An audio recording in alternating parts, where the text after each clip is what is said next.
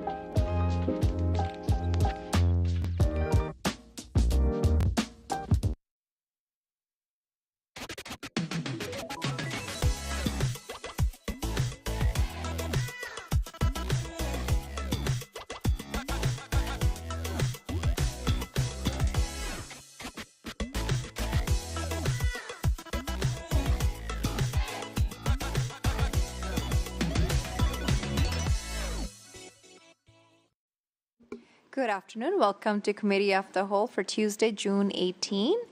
We can start with roll call. Kim? Thank you, Council President. Council President Kaur. Here. Councilmember Boyce. Councilmember Boyd. Here. Councilmember Fincher. Here. Councilmember Larmer. Here. Councilmember Michaud. Here. Councilmember Troutner. Here. Thank you. Thank you, Kim. Any changes to the agenda? If no changes, motion to approve the agenda, please. Second. Motion and second. Any discussion? All those in favor, please say aye. Aye. Thank you. Approval of minutes for June 4, 2024. May we have a motion to approve, please? I second it. Motion and second. Any discussion? All those in favor, please say aye.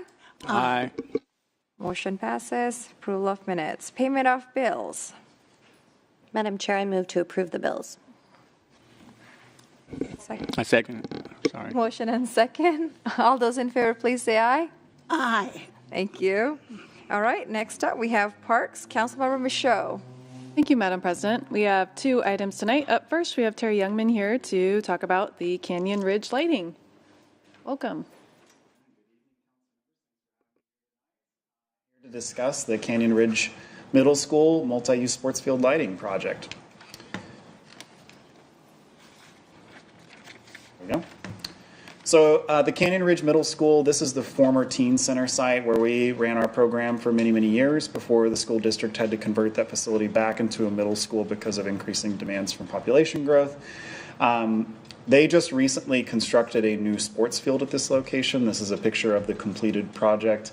The track is not yet complete, but that should be complete here in the next few weeks. So it's an artificial turf project, multi-use sports field, horizontal space, so it serves both football and soccer. Just recently completed. On 5/21/2024, Council authorized an ILA with the Kent School District for the shared use of that site and for the sports field lighting at Canyon Ridge. This item that I'm bringing forward tonight is just following up on that item with the actual contract for us to get the lighting system installed. Installing the lighting systems allowing Kent Parks to program that field for after-school use, so it lets us extend those useful hours in kind of the fall and winter months up to 10 p.m. as is determined by the SEPA that the school district performed back in 2023. So that SEPA did include sports field lighting, and we do have a copy of that. The lighting package is today's standard of sports field lighting. Musco Sports Lighting LLC is the preferred vendor for these types of systems. They're used across the nation for large-scale sports field projects. These will be 4 80-foot poles with LED fixtures. The LED technology is really good now in the sense that it is very directional. It has very little light bleed into adjacent neighborhoods, and the photometric analysis has been performed and was included in the SEPA that shows essentially no light going into the neighborhood. So these systems are very sophisticated and keep the disturbance to the nearby neighborhoods to a bare minimum. The work will include some minor electrical design modifications to the meter inside the school, and the construction is anticipated for summer, fall 2024. So we're trying to get this contract moving so that we can get that light system installed, at least the heavy work done before the start of the school year, so we can get all the heavy equipment out before the kids come back into school. We may need to be doing some small work inside the building to connect, but that should be minor and doesn't really interfere with their daytime activities. The estimated cost for the project is roughly $500,000, so $504,464.74. And this is just an aerial view of the track, the field in the center, and then you've got the 4 light locations, 1, 2, 3, and 4. With that, I'm happy to answer any questions. Are there any questions for Terry? Okay. All right, I will read the motion. I move to authorize the Parks Department to contract for athletic field lighting through a cooperative purchasing agreement with Musco Sports Lighting LLC and authorize the mayor to sign all necessary documents, subject to final terms and conditions acceptable to the Parks Director and City Attorney. Second. All right, we have a motion and a second. Any discussion? All in favor say aye. Aye. Aye. All right, any opposed?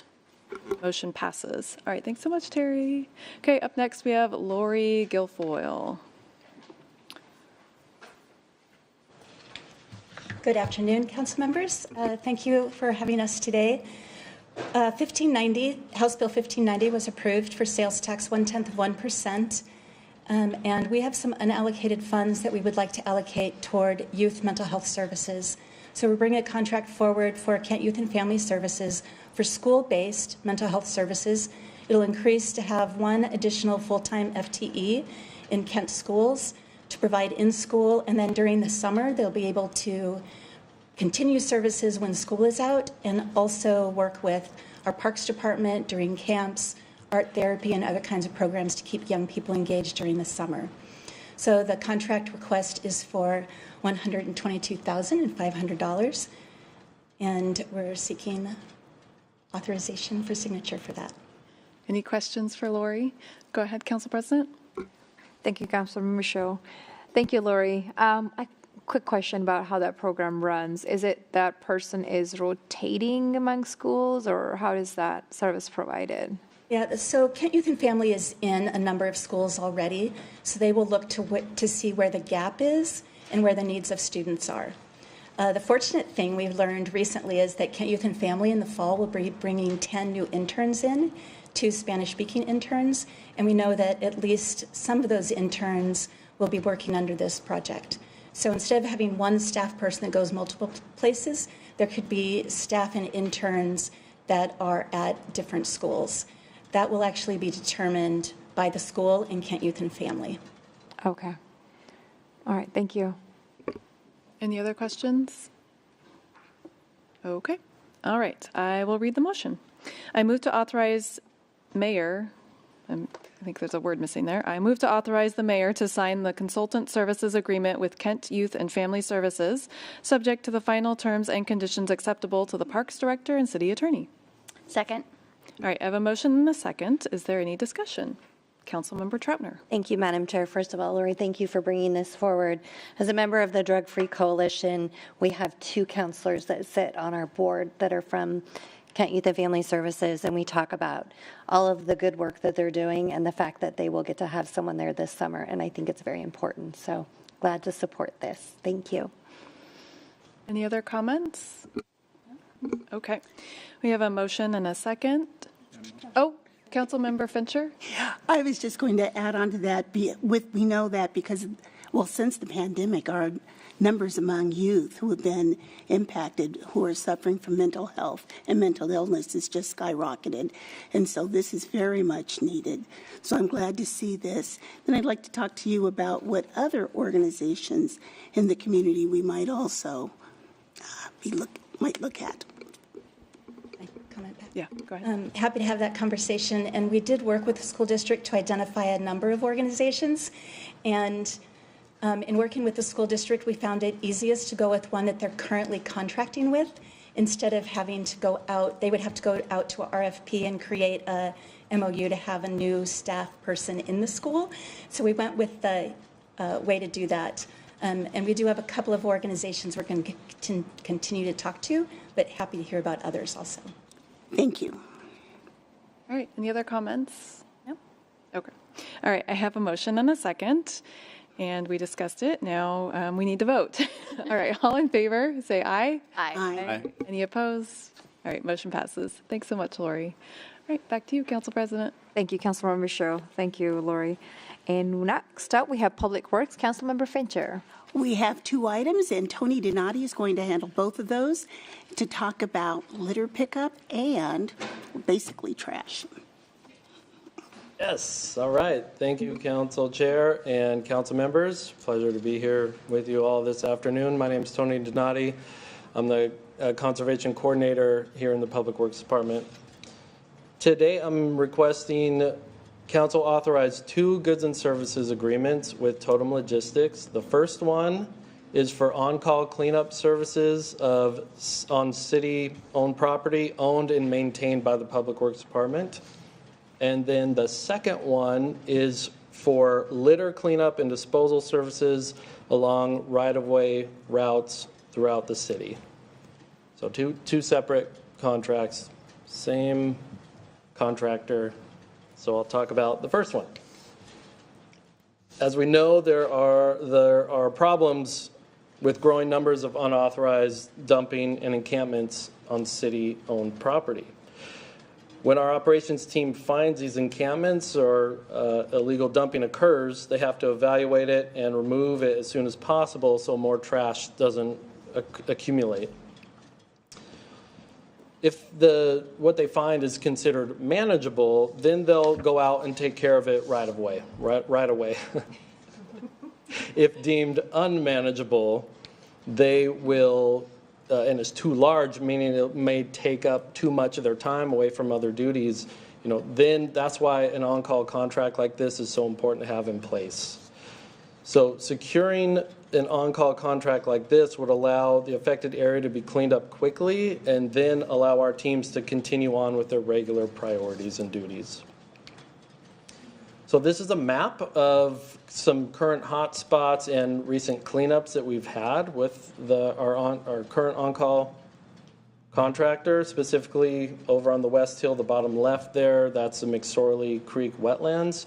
And then over on the bottom right, that is a cleanup that we had under the 516 near the Kent-Covington border. That cleanup at McSorley Creek took out 40,000 pounds. And then the one under the 516 there by the Kent-Covington border took out 10,000 pounds of trash. So it's out there.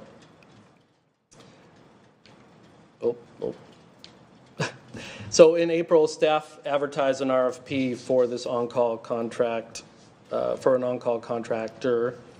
After a thorough review of the proposers, staff selects and recommends Totem Logistics to do this work. We have a really good working relationship with Totem, and they actually have gotten this contract twice since December of 2021. So with that, I'll take any questions. Questions, comments? And this is actually for F, correct? Sorry? This is for F will be on call.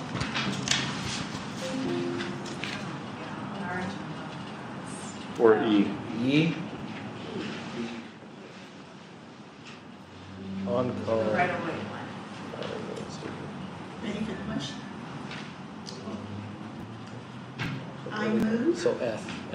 I move to authorize the mayor to sign the goods and services maintenance agreement with Totem Logistics, Inc., subject to final terms and conditions acceptable to the Public Works Director.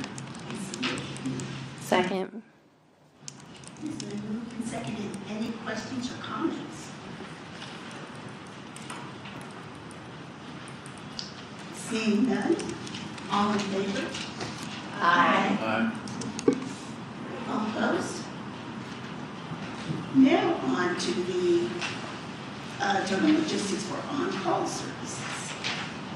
Yeah, this one is, thank you, Madam Chair. This one's actually for litter cleanup and disposal on city right-of-way. So yeah, this would be on E.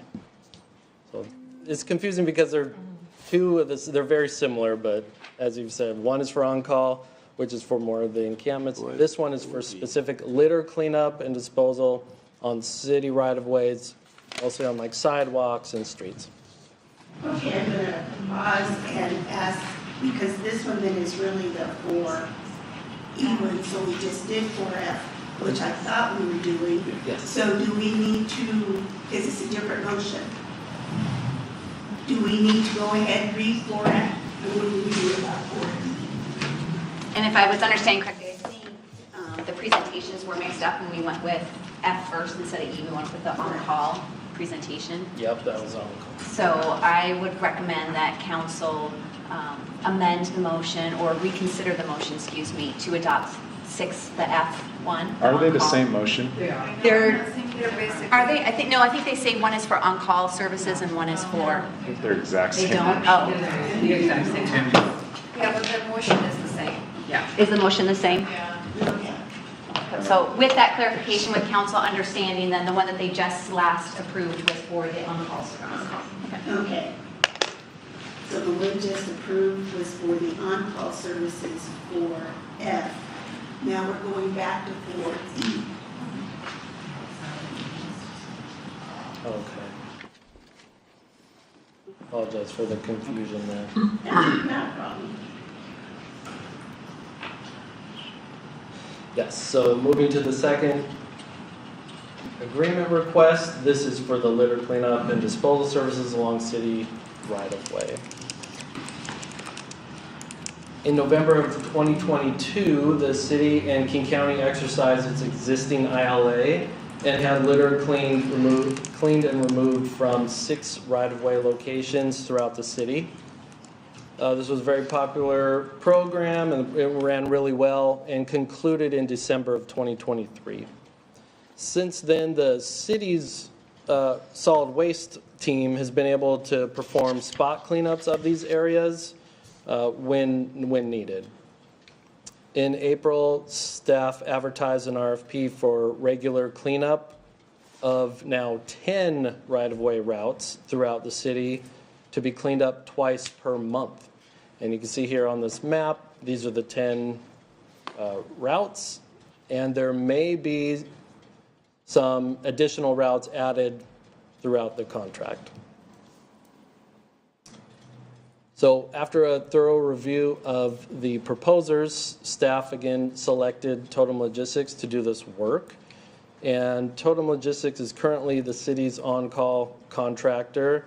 And thanks to an ecology grant that I have, they are currently doing quarterly cleanups of the state on and off ramps. So they're doing a lot of good work currently. And those ramp cleanups will continue once a quarter through June of 2025. So with that, I'll take any questions.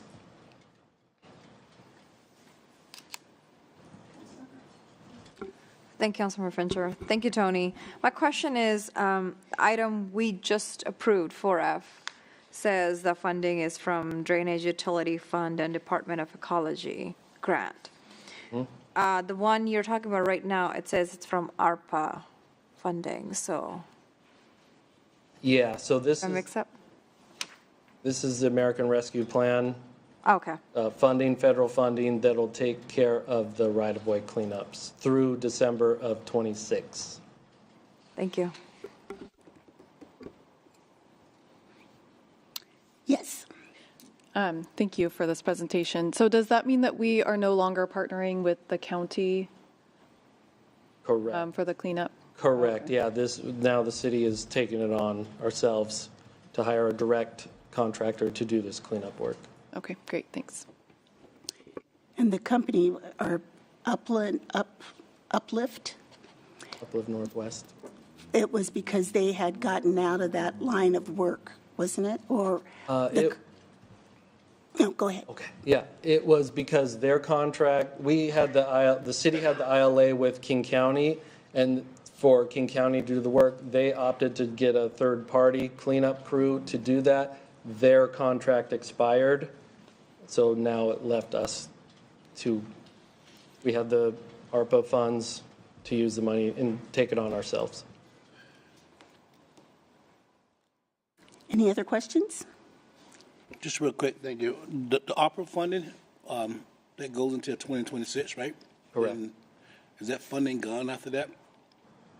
I believe we have until 2026 to utilize, for this, so we have to spend this allotment by that date. And my question, after 2026, we spend the funding, do we go back to the county, or how are we going to continue to sustain this? Yeah. Or do we know that yet? I don't think we know that yet. This goes out a couple years still, so we're going to use this for the time being, and then as we get closer, we'll have to have a new plan in place.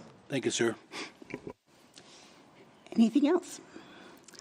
I move to authorize the mayor to sign the goods and services maintenance agreement with Totem Logistics, Inc., subject to final terms and conditions acceptable to the Public Works Director and City Attorney. Second. Has been moved and seconded. Discussion? All in favor? Aye. All opposed? Any opposed? Motion carries. Both contracts have been approved. That is it for us, Madam President. Thank you, Councilmember Fincher. Thank you, Tony. And with that, we are at the end of our meeting. I will see you all at 5:15 for council workshop. Thank you.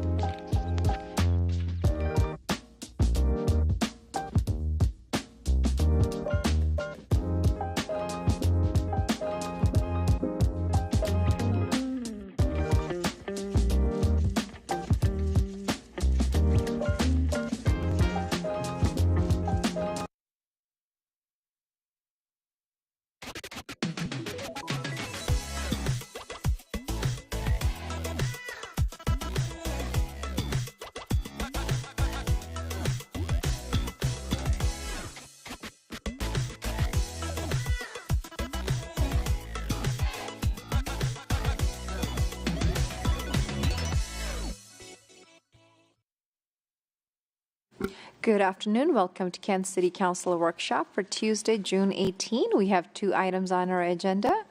First item is 2023 Year in Review Report. Paula Painter, our Finance Director. Welcome.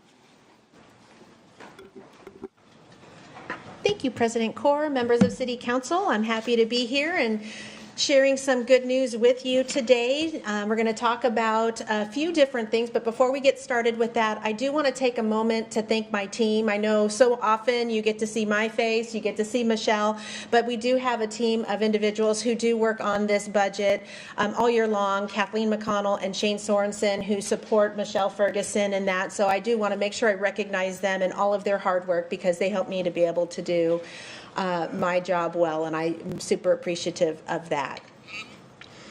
So today we're going to cover a few things. We're going to talk about the 2023 year-end financial status, so how we ended our year, what things look like throughout the year.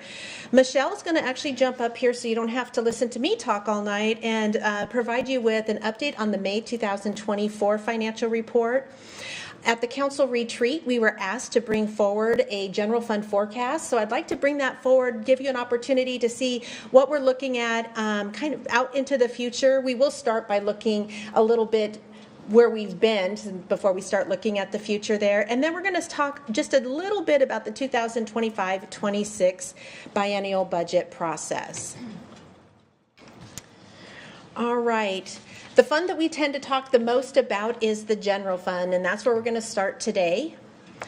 Overall, what you're going to find is that we did see a slight decrease in the general fund in our taxes.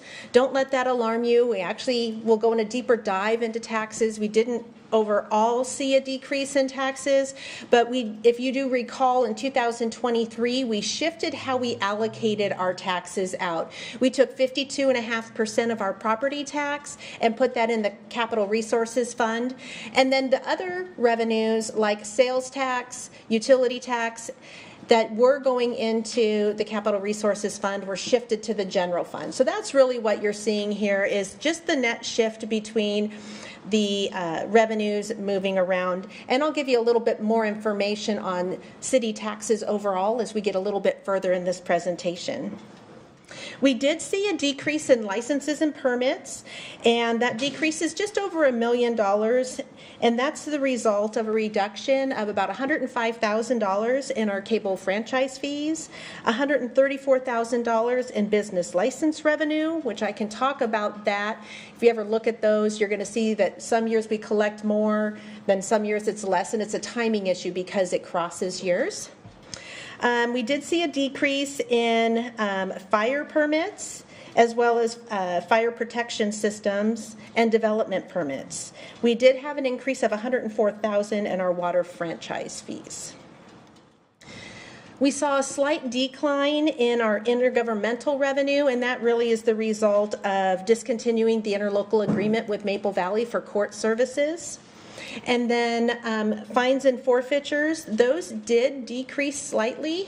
Those did increase. Excuse me, I'm reading the wrong line. Those did increase there, and I don't have my write-up on what exactly hit those. Apologize for that. But charges for services did go down just slightly, pretty close to where we were the year before.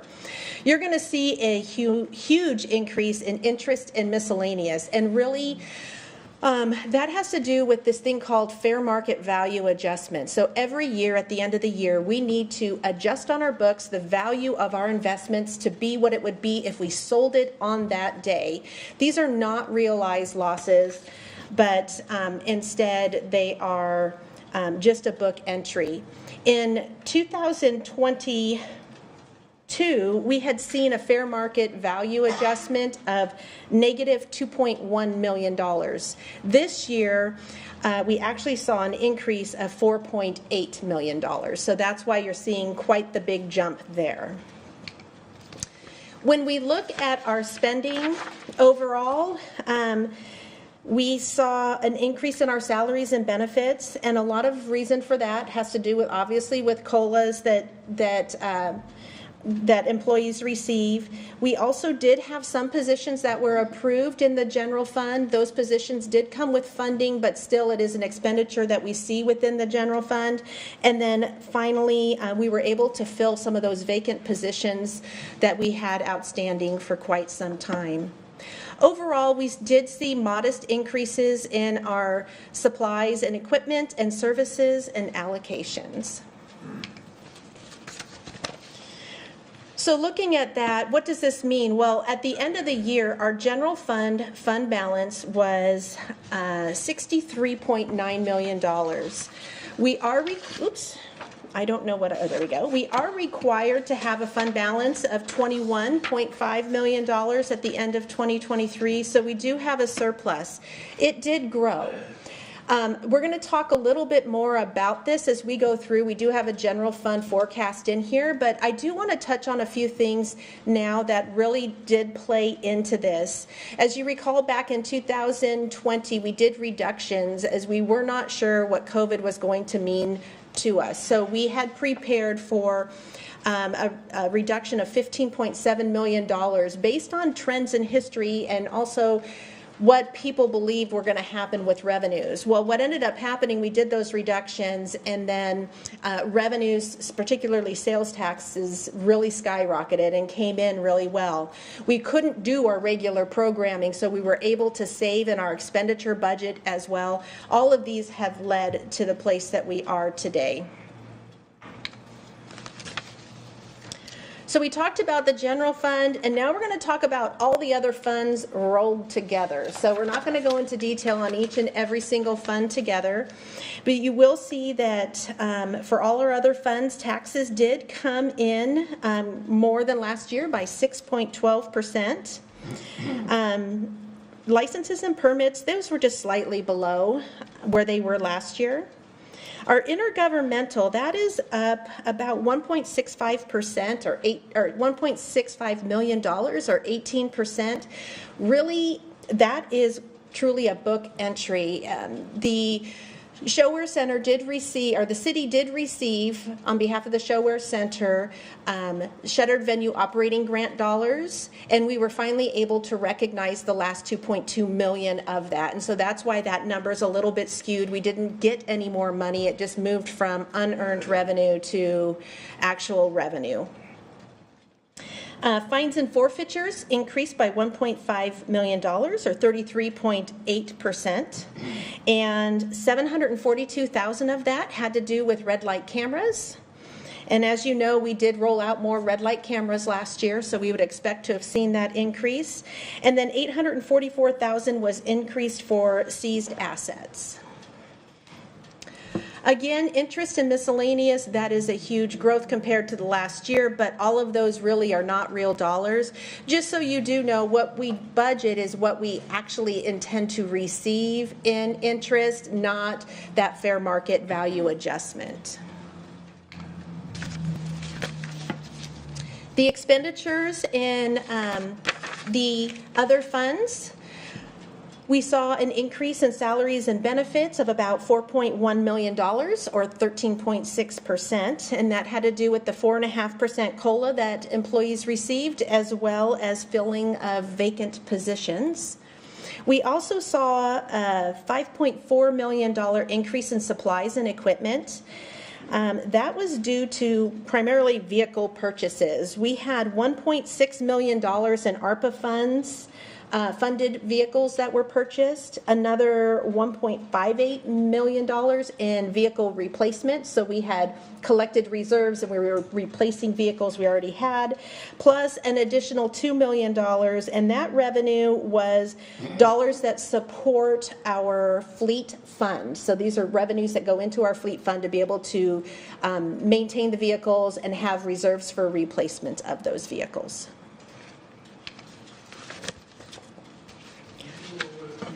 Sure thing. No problem. Did you talk about that?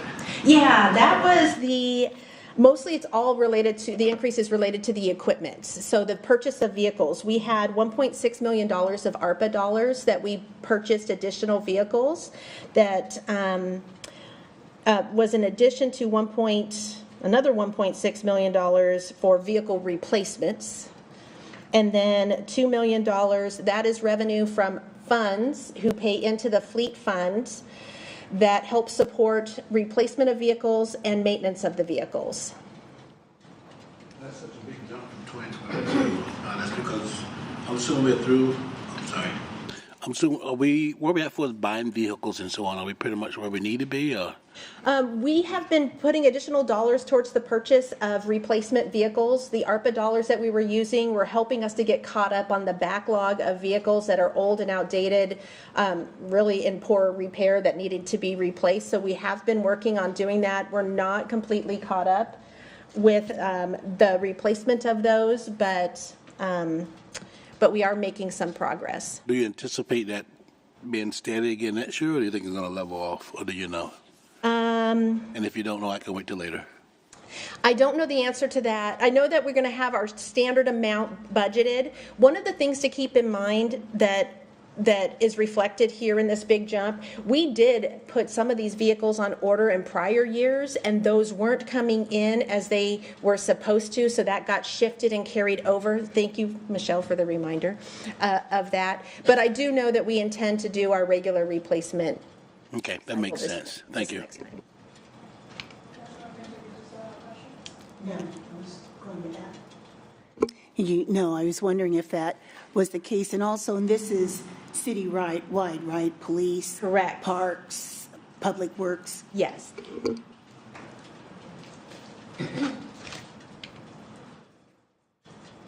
All right, so now we're going to dive just a little bit more into the citywide revenues, especially since we shifted some of how we track our tax revenues. I thought it would be good just to take a look at them as we roll along. So we'll start with our tax revenue, and I have up here 2019 through 2023. Our property tax does continue to grow steadily at the limit of 1% plus new construction.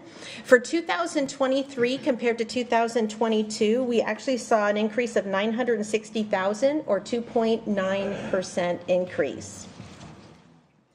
When you look at our sales tax, you can see in 2019 before COVID, where our sales tax numbers were. They grew a little bit in 2020, but then they just started jumping in 21 and 22.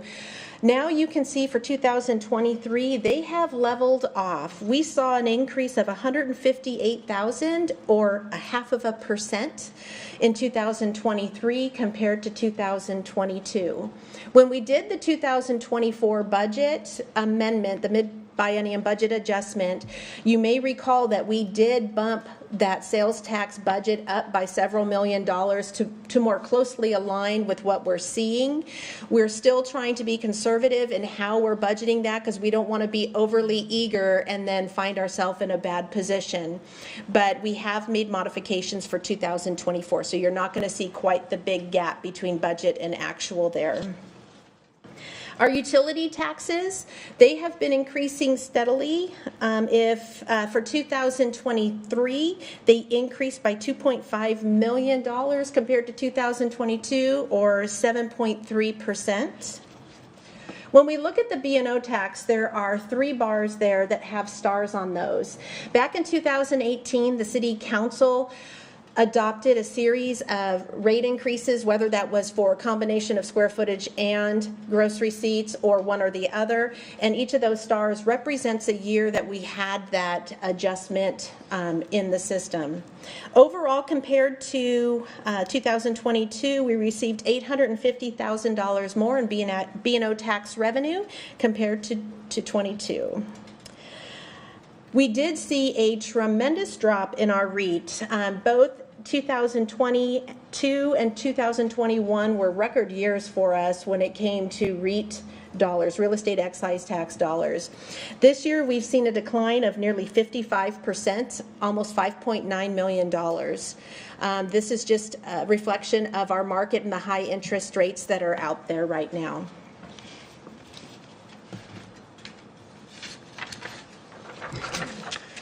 When we start looking at our utility tax revenue, we have several different categories here. We have our city utilities, water, sewer, drainage, That is coming in nearly $1 million higher in 2023 compared to 2022.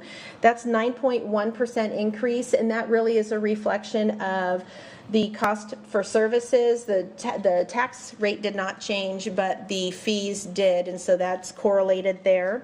Electric and gas also came in about $1 million more this year in 23 compared to 22. Garbage came in about $650,000 more in 2023. And then we saw decreases in telephone and cable. I'm sure that doesn't surprise you. What was a nice surprise for us in finance is that the telephone utility tax only decreased by $17,000 or 1.1%. So maybe it's stabling out now. I don't know. So we'll see as we move forward with this. Our permit and plans review revenue. So when you start looking at the building and structure permits, it increased by about $111,000 or 3.6%. Street, curb, and other permits did decrease by about $210,000. Plan reviews decreased by $1 million or 19%. But what I want to bring your attention to, and I'll see if I can use a pointer. Ooh, I can. See this great big bar here? This is 2022, and our economic and community development department was working on recapturing revenue that was owed through COVID, because you can see the two bars before 2020, 2021, they took a dip, and as we were going through COVID, we did have back dollars that were owed to us, and this is why you're seeing some of this great big growth and then all of a sudden a drop back down, and it was because of their initiative there. We seem to be pretty close to being back on track to where we were back in 2019 for the plan review revenue. And then fire review, we saw an increase of $387,000.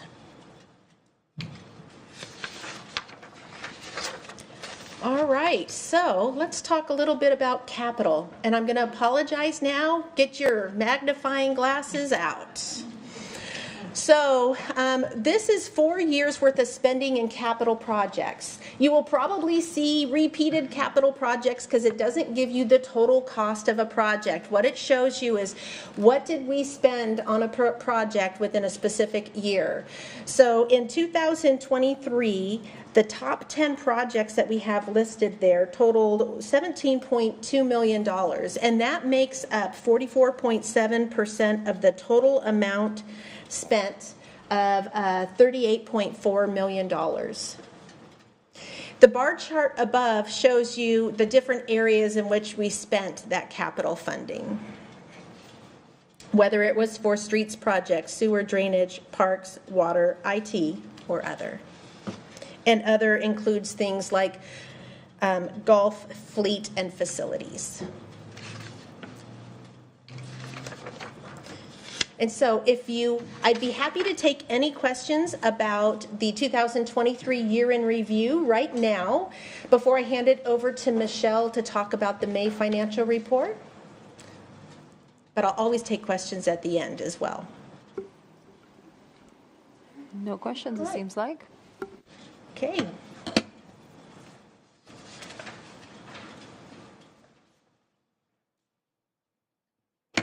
Good afternoon, Council. I will be presenting the May 2024 monthly financial reports, and Michelle Ferguson, Financial Planning Manager. So we'll start off taking a look at the sales tax, where we are this year kind of compared to where we are last year. So we are a little lower over the last 3 months, slightly lower than we were last year at this time, but overall it's pretty comparable because we those first couple months the revenues were coming in higher, and we are about $1 million over budget at this point in time of where we thought the budget would be. So hopefully, if trends can continue, we will end up between $1 million and $2 million over budget. Not the $6-7 million that we had been seeing, but we did budget closer on purpose. Oops. All right, next up on this slide, you can see the other revenues are highlighted. We started off the year being higher than we were last year. March and April kind of dipped slightly lower, and then now we are above where we were last year at this time, and still above budget as well. So they're highlighted on this slide. So 5 months of the year have gone by. You would expect revenues and expenditures to be about 42% of budget received and expended. We are under on expenditures, and we haven't quite hit that on the revenues, but that is because a couple of our revenue categories lag behind, like B&O. Those have a little bit of a lag, so those will hit 50% in the next month or so. So we are not under budget, don't worry about that. So licenses and permits, those are higher than in 23 and in 2024. Those, not a whole lot higher, but anything is better. And then charges for services are higher, and those are due to fire revenues, about $250,000 higher than last year, and then also permit revenues in ECD, and those are about $400,000 higher than they were last year. Fines and forfeitures, about $150,000 higher, and those are mostly due to penalties for B&O as well as parking fines as well. And then miscellaneous revenue, as Paula talked about, interest income has been coming in nice and strong this year, and that's why we are slightly over higher than we were last year and quite a bit higher than we were in 2022. And then when we look at all the other funds, I go through and I kind of pick out the ones that have a higher variance, more than 20%. And we haven't talked about criminal justice in a while, so I thought I'd give you an update kind of where we are with the fines for the school zone cameras and the red light cameras. School zone cameras are about $100,000 lower than they were last year at this time. So not sure if that is a trend that's going to continue, if we need to move the cameras, or if that's even possible anymore. But we'll keep an eye on that fund. But the red light cameras have been coming in, the revenues for that have been coming in very strong. They are $1.5 million higher at this time than they were last year. You can see, though, that the revenue and expenditure variances are about 27-28%, and the cost of the cameras do cost quite a bit, so that's why the expenditures are higher as well. We also have a couple of positions that we added to the budget. They haven't started yet, but they're slated to start in July. So the expenditures will continue to grow with the revenues as well. Councilmember Boyce.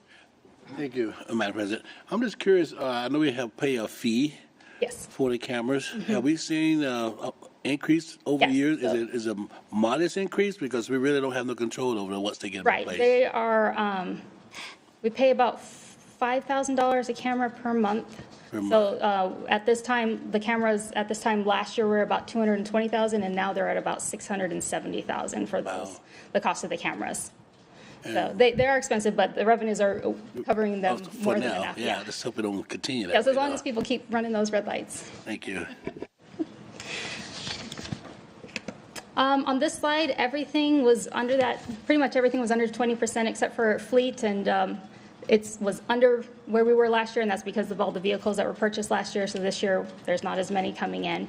But I highlighted the councilmanic debt service, and normally we pay debt service in June and December. We pay the interest in the June and then the principal in December. But it was a timing issue, and because the June 1st fell on a weekend, we had to pay it a day early, so that's why you're seeing the revenues and expenditures show up in that month. So nothing out of the ordinary with that one, and that's for the public trust loans. And then we talked about last time about the increases for the various insurance funds for workers' compensation, liability, and property insurance, and the revenues are quite a bit higher. And we budgeted those on purpose to be higher, so hopefully at the end of the year, it reduces our risk of having to do those large transfers at the end of the year. So I didn't highlight them, but if you do have questions, I can answer them. Or any other questions with the reports.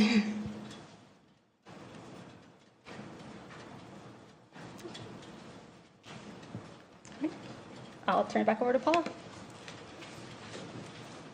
Thank you, Michelle. All right, so the general fund forecast. We're going to start by looking back in history, and I'm hoping you can read this better. It's better than the capital projects report, I'll have to say. One of the things I want to talk about is the fact that I'm sure one of the things that jumps out at everybody, probably at the beginning of my report too, was this growth in fund balance. This year, 2023, we did see nearly a $12.4 million growth in our fund balance. And I want to take a few minutes to talk about, okay, so why did that happen?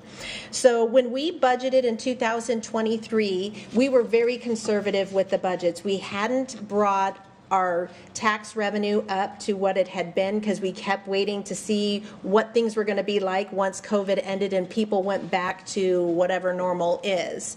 So we were still really conservative with that, and we budgeted to that on the expenditure side. So overall, we had budgeted $90.3 million in tax revenue in our general fund. Our actuals came in at $98.7 million. So that was $8.5 million over budget. $4.6 million in sales tax, $1.8 million in utility taxes, and $1.2 million in B&O taxes. 2024, like Michelle just mentioned and I mentioned earlier, we brought those budgets up. So we created a budget that's more in alignment, closer to what our actual revenues are without being overly aggressive. The charges for services had a budget of $6.6 million, and actuals came in at $8.3 million. So those came in higher than anticipated. And some of that general fund balance is not real. And the reason I say it's not real is because included in this is that fair market value adjustment of multiple millions of dollars that we can't really keep and spend. So I want you to keep that in mind, because if we're not going to see a $4.8 million revenue bump, that's going to make a difference with what you see in that fund balance. So please know that there is this variable that is out there, that some of that fund balance is the reflection of the fair market value adjustment. All right, so this shows 2019 through 23, all of our actuals, so you can kind of see what our budgets have been looking like. They have grown slightly over time. Now 2020 we did those reductions, which is why you're seeing quite the big drop there, but they have continued to grow slightly. If you look to the far right, that's the 2024 adjusted budget. So mid-biennium budget adjustment along with the first quarter budget adjustment for 2024. This is what we're looking at doing. We'd be tapping into nearly $2 million of the fund balance in 2024 if things go as budgeted. So when we start to look at 2025, and you have to give me just a second because I need to have the numbers just a little closer to me here. All right. So when we start looking at the 2025 budget, this is our start on creating the baseline budget. We are not done. We're still working on tracking our revenues, adjusting revenues based on what we think that they need to be. But this gives you an idea of what we're looking at for a baseline budget for 2025. There's other things that aren't in there, like, okay, how much is it going to cost us to support our internal service funds and those being allocated into here? Known contract changes. So please be mindful, these numbers probably are not going to match what you see in your proposed budget book when it comes out, but it gives us a good starting point. 2025, we've adjusted for things that we know. We've adjusted for a 4% COLA. We do know that AFSCME's, Teamsters, and non-reps will receive a 4% COLA if CPI is 4% or higher. Right now it's at 4.4%, 4.3%. And if it's lower, that'll be great because that'll save us some wiggle room there in the budget. The police union is under negotiations. We don't know where that one will land. Then beyond that, we have about a 2.5% growth in salaries moving across the board. When we look at our property tax, we have, and sales tax, utility tax, most of those we've adjusted in 2025 to a point. Everything else beyond that has a pretty much a 2% growth in those. So 2025 might have us like 4% in some areas, 1% in others, depending on where things run. But what you can notice is even with steady growth in over the next several years in our revenue streams, also included in here is B&O tax, the rate increase for 25 and also the rate increase for 28. We are planning to dip into our fund balance. Our fund balance in 2030 would be $23.8 million compared to the $61.9 million that we're looking at for a beginning fund balance in 25 right now. So I think that we do know we did intend to have this fund balance to tap into. The longer we can have this fund balance available to us, the longer we have to figure out solutions to that structural imbalance. Councilmember Boyce. Oh, yes. Thank you, Madam President. Could you back up one, please? So we talked a little bit about this year at the workshop, right? It's kind of remind me of many years ago when we had a financial cliff, right?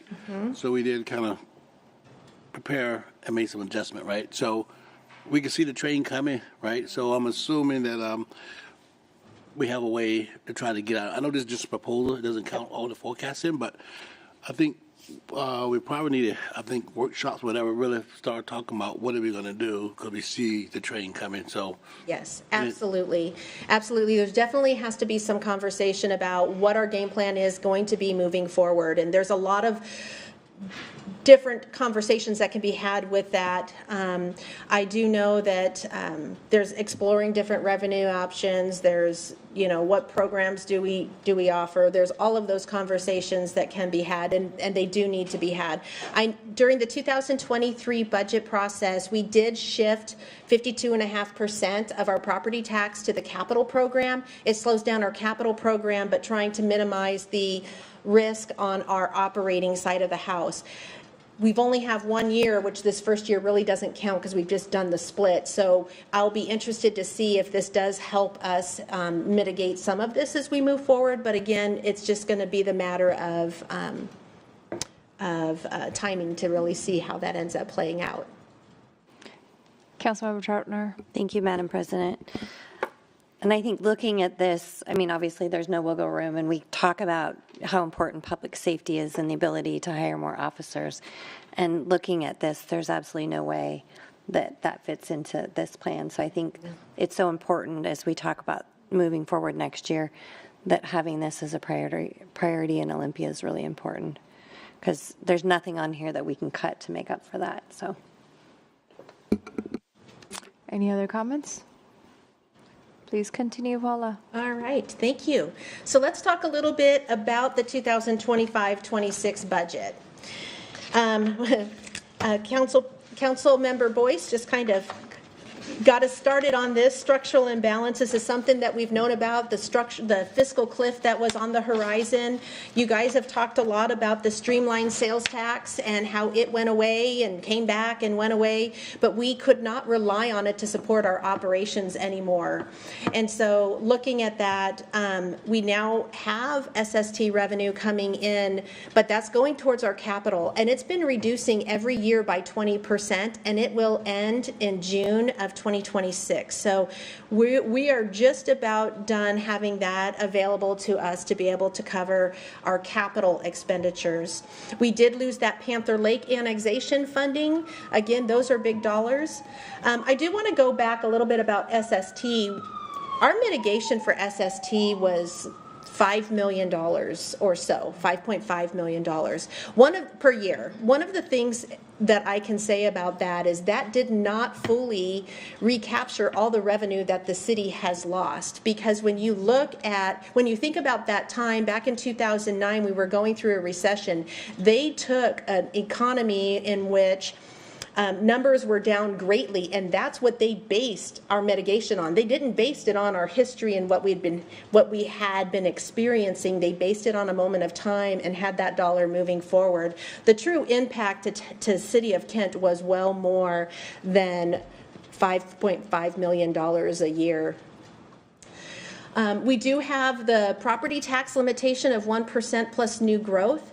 Without that, I know there was discussion about growing that to maybe having up to 3%, but every 1% brings $340,000 more to the city budget. That doesn't buy a lot. It does buy a little. It's helpful there, but it doesn't solve the problems that we have, and it doesn't solve the structural imbalance, but it is something that is out there.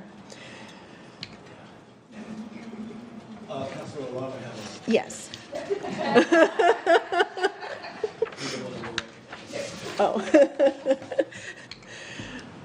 All right. So when we go into the 2025-26 budget, we do know we're going to have this structural gap, this imbalance, but we do have the fund balance to help bridge. We do know we're going to have to pay for personnel.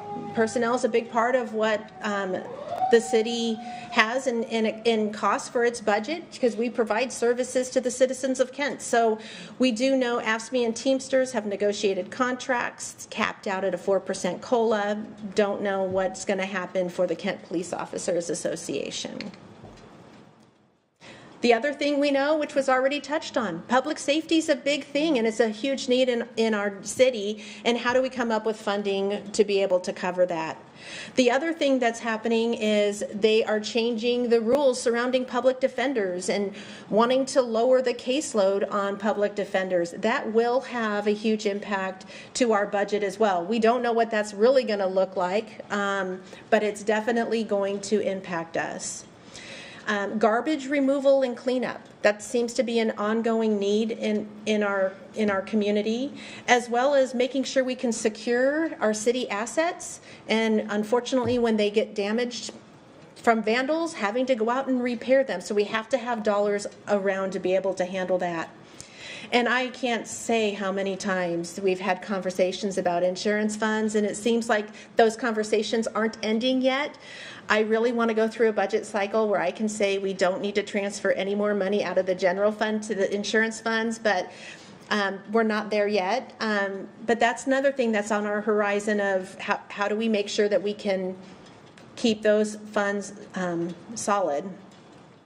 We have internal service funds and cost allocations. Those are unknown right now. We're still working on getting those figured out. We have to work with all our internal service funds to figure out what their needs are to be able to allocate those budgets out, and then getting all the cost allocations out there. And then, of course, we have all the other unfunded mandates that could be out there. When you start thinking about that, you also think about some of the legislation that went through on how we process permits and the timing that goes with that. We have to meet these new deadlines, and how do we do that? And where does the money come from? We do have, not listed up here, some interlocal agreements as well that we are part of that will impact our budget. We don't know what those numbers are at this point in time, and that's related to Valleycom, the Regional Fire Authority, Animal Control, the PCERN radios that we need for public safety. So there's a lot of still unknowns that will have to be addressed through this process that have not been reflected on that general fund forecast page that we talked about. So it's going to definitely be an interesting budget cycle. So when we start looking at our revenues, so property tax, we're going to continue to budget the 1% plus new construction, and we work with King County on that to be able to help us arrive at the new construction amount. The 1% is pretty easy to get to. Sales tax, we're anticipating pretty nominal growth in that. We only had a 0.5% growth last year. I don't want to get overly aggressive and assume it's going to be great this year when we're not really seeing that. We're seeing it's pretty steady this year. B&O tax. In addition to a nominal amount of increase, we will see a $3 million increase because of the rate adjustment that's going into place. And then for our utility taxes, we will see some nominal amounts of utility tax increases, but when it comes to our internal utility taxes, we know those fees go up by CPI. So whatever CPIW comes in at, those fees will be adjusted, and then our utility taxes will come in typically proportionate to that as well. We do plan to decrease cable and possibly decrease telephone. We'll continue to monitor that as this year goes on. From the expenditure side, we've already talked about the COLAs. For supplies and services, as part of our practice to increase that by 2% every year because the cost of doing business increases, and so instead of following CPI every year, we've always just done 2%. We will be making adjustments for contractual agreements and our internal service funds and allocations. One of the questions that came up at the council retreat had to do with cannabis revenue. And cannabis revenue is distributed to those cities or those organizations that allow marijuana shops within their jurisdiction. And looking, I don't have the 2023 revenue available on the state auditor's website, so we're kind of stuck with 2022 numbers, but I think this is a good reflection on what things might look like. When you start looking at some of our surrounding areas, the marijuana excise tax for Auburn is at $244,000, Bellevue at $369,000, Renton at $289,000. The calculation for the marijuana excise tax revenue is broken up into two pots. The maximum it can be per year at this point in time is $20 million. That's going to all the cities and counties that allow marijuana shops in their jurisdiction. There is two elements to that $20 million. The first one is the 70% of that $20 million can be used, is distributed on a per capita share. That's an easy part to calculate. The city of Kent would get about $207,000 on the per capita share. 30% of the $20 million is then distributed based on the retail activity within each jurisdiction. So it's spread. You don't just get a dollar for dollar on that. It's hard to know for sure because remember this $20 million pot is being shared with all of these other people. So their share becomes smaller and we get a piece of their pie if we were to join them in this effort. So it's a little bit more difficult to pinpoint the exact dollar amount. You could maybe guess 30 to 50 million in the retail share, maybe. Honestly, I don't know. We're just ballparking there. But I think that looking at the other cities' revenue will give you a good reflection on what it is, knowing that we're going to be transitioning some of their sales to here and vice versa. So that is the information I have on cannabis revenue. I'm not an expert there, so I don't know how well I'll be able to answer your other questions on it, but I'll be happy to try. Okay, so just a question.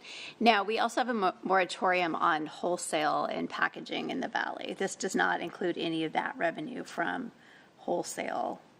This is all, well, I don't know what's included. This is everything that's excise tax related. So wholesaling, no, this doesn't include anything that would be for B&O tax or for sales tax.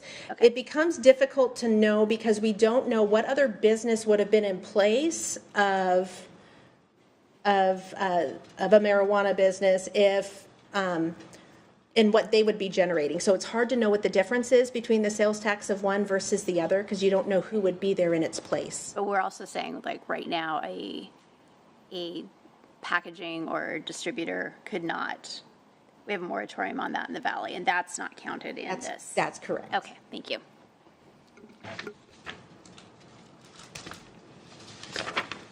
Any other questions or comments? All right.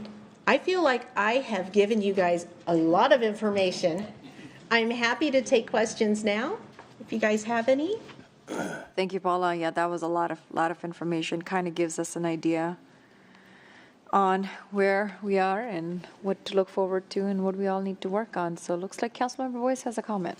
Thank you, Madam President. I just want to kind of reiterate, I think, once again, when we saw the financial cliff coming, we did a lot of planning, right? And I think the sooner we start looking at this and planning, right, the better we're going to be. So it's pretty clear to us that, we got some challenges and opportunities in front of us, right? So I just think, strongly hope we all up here, council members, along with leadership, really start looking at other ways to try to offset this here. Yes. So, thank you. All right. Any other comments? Thank you, Paula. All right. Thank you so much, Thank guys. you, Michelle. Thank you, Paula. Next up, we have 2044 comp plan. Kristen Holsworth on draft environmental impact statement project update. Welcome. Thank you. Good evening. I just perpetually carry promotional materials now.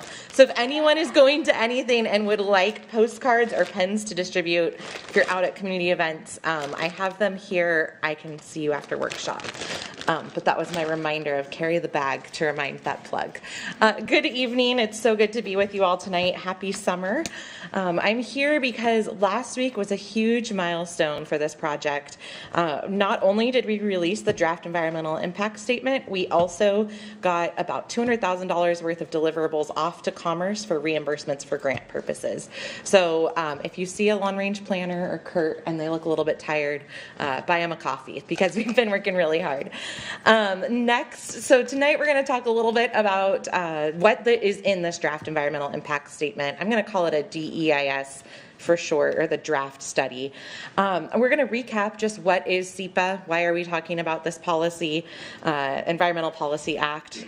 We'll do a brief overview of the three alternatives just to refresh our brains because I know it's been a while since we talked about them. And then really get into what the findings are, what they mean. And finally, I have some guided questions just to help point us towards finalizing for a preferred growth alternative. So what is SEPA? A lot of people think that SEPA is this mandatory requirement that anytime you find some sort of impact, you have to mitigate it and make everything better, and it all has to be addressed. And that is not the way that SEPA actually works in practice. So when the state established SEPA, it really is meant to be a disclosure document so that it can be an informational resource for staff, for decision makers, for the community and other agencies to understand what impacts may be happening to the environment as a result of a decision. So it's not saying you cannot impact the environment at all. It's saying we need to be forthright and study that so that we know what some of the consequences could be. And then we get to make a decision, or you all get to make a decision of how you would like to move forward. We could include mitigation measures to lessen the impact. We could choose to forego the project altogether, or we could say, you know what, there's certain things we just need to do. And so we are recognizing that there's impacts here that may be significant, and we're willing to take that on. Really, I think of SEPA as a process. It's a continual conversation with you all and the community about a variety of factors that could be affected in the environment. This SEPA is a non-project action. So that really means non-project means we're not specifically looking at a site. So we're not looking at a bridge. We're not looking at a brand new building or entertainment center.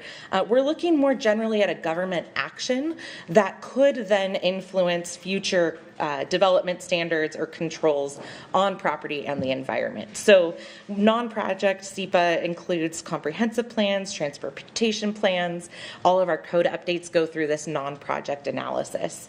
And really the goal is to understand the big picture of what's going on, where there may be cumulative impacts that are combining together, and then what possible alternatives there could be.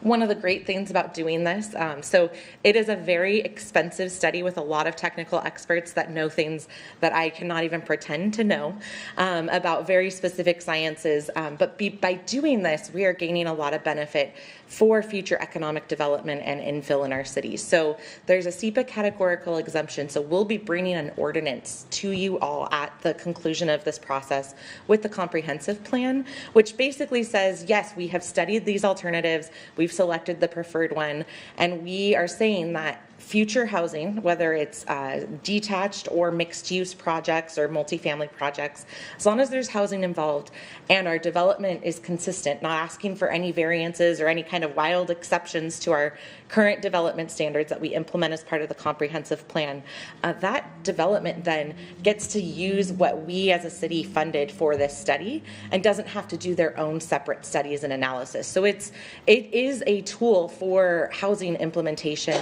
It also, I think this is one of the things that developers love most about it, is a lot of times, because the way our regulations are, a lot of the mitigation measures are already included in our regulations, from mostly a lot of times coming from the state down, that we have no control over anyways. And so they have to go through a 3-month process of public notification and paying a bunch of consultants to ultimately say, yep, the state's requirements and your city requirements already mitigate the impacts. So they save money, but also, more importantly for them, they save time on that and the risk of an appeal when there's really already mitigation built in place. So it's a significant tool that we are choosing to do, and that you all chose at the beginning of investment for housing and additional housing in the city. A little bit reminder, because this is a process, we started last summer when we did our kickoff for round 1 engagement. During that time, we said, hey, we are determining that there's something significant that could be happening here. Adding 10,200 new housing units and 32,000 jobs likely is going to have some impacts to our city. And so we released a determination of significance and asked for comments on what we should be studying. The only official comment on the record that we received was from the city of Des Moines, basically saying if we're going to be deviating from the midway plan that we did together, that they would like us to assess new impacts that could result. Long story short of that, none of the alternatives really deviate from that plan. So we've been in constant communication with their staff, and they're always welcome to provide additional comments, but they don't seem surprised by anything because we're not deviating from that vision. But what we did is we took community engagement and input. We then narrowed down a variety of alternatives and worked with you all and our Land Use and Planning Board to identify 3 alternatives for study. We have been studying those since December, and we just released, it's about a 500-page report. So if you have trouble sleeping at night, can I recommend deep in the middle, just flip any random page, you'll get into some really, really intense science. So we are at the point where we've released that report, and we're in a comment period where not just our residents and businesses, but also external agencies can also review and comment on what they find. And we'll talk about specifically what is within the bounds of commenting on for an environmental study. After this, we are also concurrently doing round 2 engagement, where we're talking about goals and policies in the elements. That's through our pop-ups at events, as well as dot voting exercises, and then also an online survey. So we're doing both of them all at once because it is all related. And so we are ultimately moving towards needing to select a preferred alternative. So at this point, we've been saying, we're not committed to anything. We're not choosing a direction. We are going to have to pick a direction before we can move on to adopting a final comprehensive plan, because ultimately we're going to need to know if we're changing anything on our land use and zoning map, that will be done through this process. We'll be taking comments and gathering comments, presenting them back to you all to select our preferred alternative. And then if there's additional study that needs to be done, we will do that as we are also developing our comprehensive plan and moving into adoption. So one of the big things in the SEPA world is defining what your project proposal is. So what are we actually studying? And so you probably all know this, but I just want to reiterate, really the North Star of what we're studying here is we are updating our comprehensive plan, which is our vision for growth over the next 20 years. And so we, by doing that, are looking at accommodating 10,200 new housing units, 32,000 jobs. And also, as part of that update process, there's a series of state, multi-county, and county requirements that we also need to be in compliance with in order to be fully updated in our comprehensive plan. So really the scope of the project is how do we achieve these goals? So for that, we selected 3 growth alternatives for study. And really what we did here, they're called the bookends. So we are looking at a range of intensities and development throughout the city in different areas, not necessarily because we think all of it should go everywhere, but we wanted to study the impacts and then give you all the opportunity to understand what those impacts could be, and then also pick and choose. If you like some of the elements from Alternative 1 and Alternative 3, we have the ability to mix and match and put things together between these 3 alternatives. And so by studying the different bookends of middle housing and other concentration in downtown for new development, you're able to understand a little bit more the environmental impacts throughout that. So again, these are just for study at this point, and they were based on the extensive community engagement we did last summer. Before we go too far, I want to just give a brief overview of what these are. So Alternative 1 is our no action. It's required by the state, and it really is the maintaining what we did in 2015 when we updated our comprehensive plan. So it would be what would happen if we do nothing and do not do any updates to our comprehensive plan. It's required as a baseline for comparison, and we find that we will meet our housing targets. We won't necessarily meet them in the actual levels of affordability needed, but as a total number we will. And we'll be pretty close, but not quite there for meeting the jobs target. Alternative 2, ooh, that comes out really difficult on this screen. I'm sorry. Alternative 2 is our nodes and corridors. This one meets and exceeds both our housing and jobs targets. The way that I like to think of this one is it's in response to hearing that people wanted to see some new development opportunities on the East Hill. And so it is more intensive on the East Hill, both in terms of corridors as well as some neighborhood commercial areas. And then Alternative 3 is a little bit of a mix and match. This one integrates and assumes that there's going to be more middle housing infill. And then also there will be changes and new opportunities along Benson and Kent Canely, but then not as much in the neighborhood commercial areas on the East Hill, and really doubling down on seeing downtown as a more dense development location. So a little bit first on middle housing. This is something that we've heard a lot from the community saying, where's the middle housing in this? It's a state requirement. Why aren't you doing this? I want to say we are absolutely going to be in compliance with the middle housing law. We already are in compliance with the ADU codes. We actually beat the state out of the gate in terms of adopting something. And so Alternative 1 does not anticipate middle housing because, again, we're not changing anything of what we previously did. But Alternative 2 and 3 both do assume middle housing, just at different levels of adoption, so that we're seeing different impacts of more dispersed growth throughout the East Hill, which is in Alternative 3, versus more concentrated growth along a corridor in Alternative 2. So just wanted to make sure everyone's aware we are analyzing middle housing in here. And then a reminder, Industrial Valley in all 3 alternatives is really a large jobs hub. That's because of the Raleigh the Valley plan. It also is an area that we really can't have housing per PSRC guidance and the requirements around maintaining that land for manufacturing and industrial uses. So that is a similarity between all 3 of these alternatives. So putting those 3 alternatives on a map, you can see the shaded areas here. Purple is our mixed use areas. Orange is some commercial uses, and then the gray is the Industrial Valley. These are really the areas that we had pre-planned for more intense development through our 2015 comprehensive plan.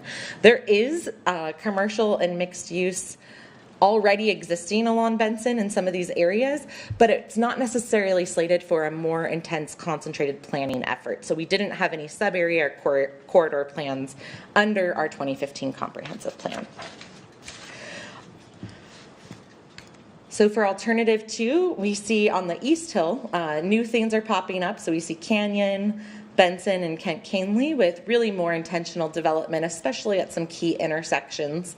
And then we also see these little dots of new commercial serving areas. We would see significant, meaning 3 to 6 story growth along Benson and Kent Canely. We would see the neighborhood centers. And then again, this really does look at a more intense development than what we would otherwise envision.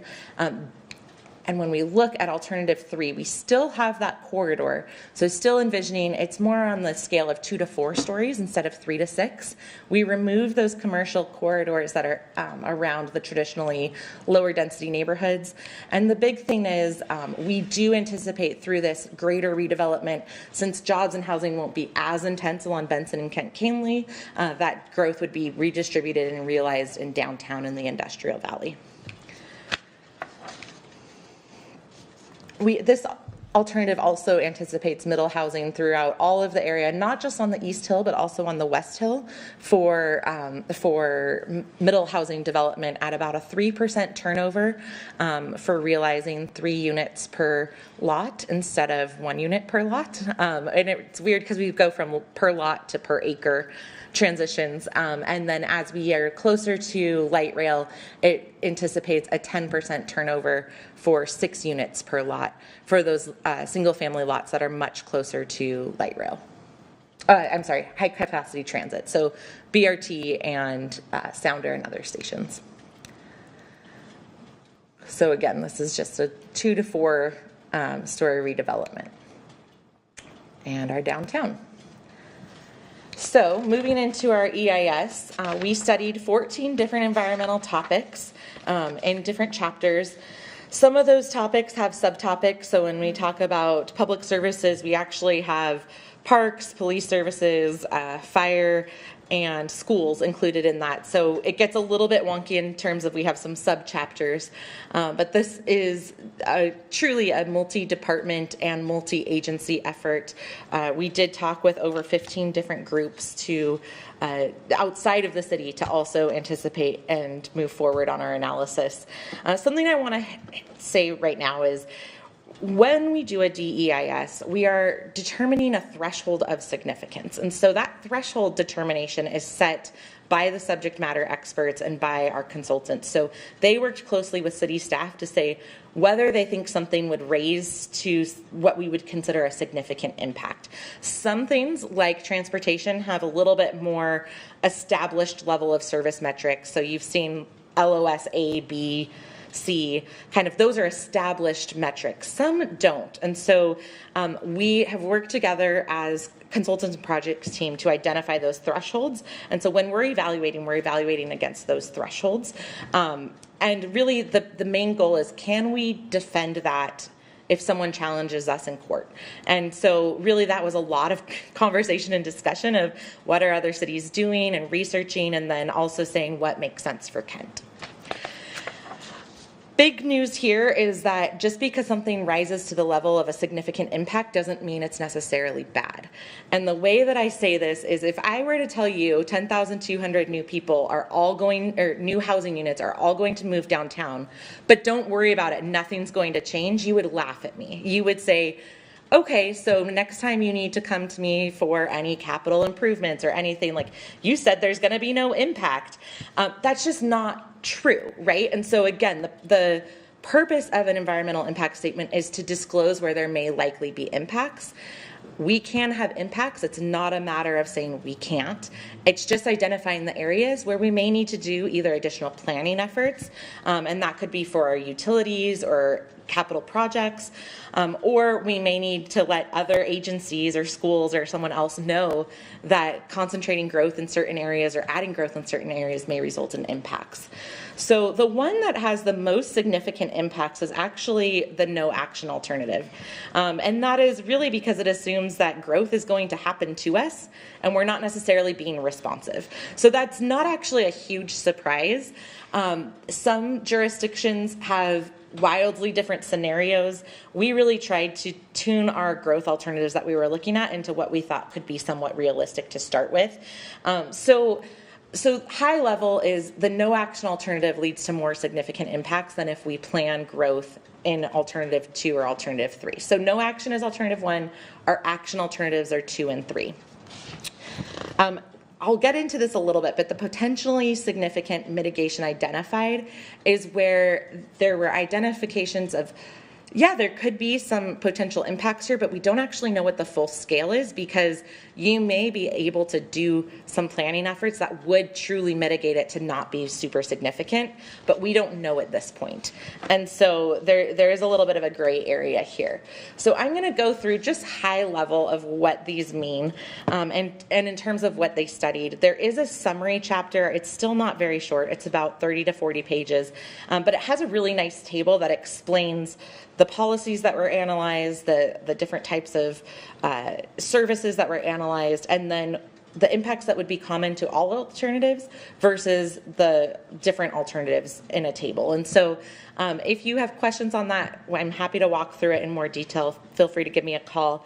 So I'll highlight some of the big things. So plans, policies, and regulations. We're required to say, you know, how do we fit in with meeting all of these new changing requirements that we've been talking about, the quote unfunded mandates, if you will, in a lot of ways. And so by doing nothing through the no action alternative, not updating our plan, we are significantly out of compliance, and that would be a significant impact both in terms of ability for future grants as well as other standing in leadership on other boards. So that would be a significant impact. The earth analysis includes seismic, liquefaction and landslides, soil erosion, unstable geologic units, and expansive soils. This one, as well as water resources, this is one where, again, our existing regulations are such that the impacts related to new growth and development would already be mitigated, so they would be deemed less than significant. Water resources includes a variety of topics, including wetlands, groundwater supply, water quality, drainage patterns, flood hazards, and critical aquifer recharge areas, or CARAs. And so, again, existing regulations, especially as we continue to update and keep up with requirements through new stormwater requirements, will all make this so that it's less than significant. In terms of plants and animals, this includes sensitive natural communities, biological resources, habitat conservation. All of them would be less than significant, but if we don't do anything with the comprehensive plan update, we would be out of compliance with some state requirements to update around our critical areas ordinance. So technically we wouldn't be fully in compliance. So the development regulations would be okay, and from an environmental standpoint, they would be mitigating, but we would still be out of compliance. Please forgive me. What is nodes again? I'm sorry. I'm sorry? You said nodes and corridors, right? Nodes and corridors. That's the East Hill more dense option. So the corridors are Benson and Kent Canely with the commercial nodes. When we get into tribal and historic resources, without any mitigation, so our no action alternative, we anticipate significant impacts. But with mitigation measures proposed, we anticipate it would be less than significant. For air quality, we anticipate being in compliance with the Puget Sound Clean Air Agency requirements, as well as the federal and state ambient air quality standards. And so, again, because those override and have a lot of other outside influence, we anticipate less than significant. Greenhouse gas and energy.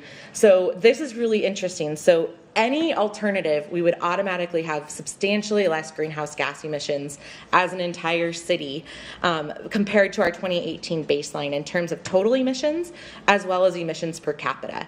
And that's not necessarily because of anything we at the city have control over. It's such that things like car standards and other emission standards are changing so much that things that are outside of the city's regulatory control are working to reduce greenhouse gas emissions significantly. So really all three of them would lead to no significant impacts and actually less GHGs than current. But alternative 2 and alternative 3 would move the needle more than alternative 1. So we would use less or emit less GHGs. Alternate land use. So again, because alternative 1 does not change anything, we would anticipate significant impacts, especially in some of our conflicts with different land uses that would be coming in. No significant impacts for alternatives 2 and 3, mainly because as we're updating our goals and policies, we would be incorporating those standards. Population, housing, and employment. This is a nice big chunk of chapters and multiple topics. It includes growth targets and affordability, housing supply, as well as housing diversity and options, total population growth, housing near transit, and economic indicators. And so because we don't meet our employment target in Alternative 1, as well as having the broad variety of housing strategies, and we don't have specific displacement strategies that are now required, we would be rising to the level of significant because we'd be out of compliance. Alternatives 2 and 3, we would be less than significant, but mitigation would be required. Aesthetics, this is urban form, scenic vistas, shadows, light, glare. Obviously, as development happens, there will be changes, but again, deemed to be less than significant. For transportation, this one is broken into 2 categories. The first one is the modal conflicts. So that would be conflicts between various types of transportation modes. Those were determined to be less than significant across all alternatives. Where we ran into a little bit more challenges in terms of the identification was with our vehicle traffic operations. And so, not surprising, adding more jobs and housing units means likely adding more vehicles. And so along Alternative 1, one of the significant impacts was along West Valley Highway. And that's largely because previously in 2015, we didn't anticipate as many jobs, and with Rally the Valley and the new data, we see a lot more jobs, and that means a lot more people getting to those jobs. For Alternatives 2 and 3, the significant impacts show up along Benson Corridor and Kent-Canely, and that's not super surprising because we weren't necessarily anticipating a lot of mixed use in that area.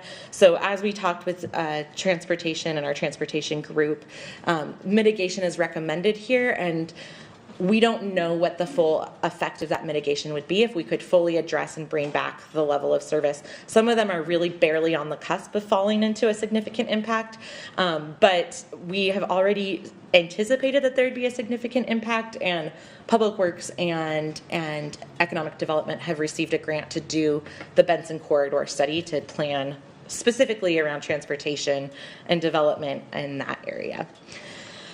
Noise, there will always be temporary construction noises, also the likelihood of airport-related noises, other traffic noises, and non-transportation noises, all determined to be less than significant. Public services. So this one got broken up into several categories. The ones I want to highlight here, it's the same across all scenarios. It's police protection and parks. And these have potentially significant impacts. It's really interesting. Per SEPA, you can't analyze based on financial impacts.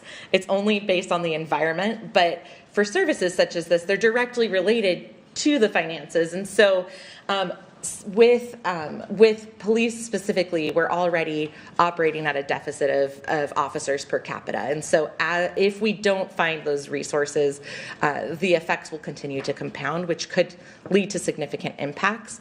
But we're not allowed per SEPA to say that alone is the reason. But one of our mitigation measures is to continue to search for funding and sustainable funding sources to bring us up to at least the state average.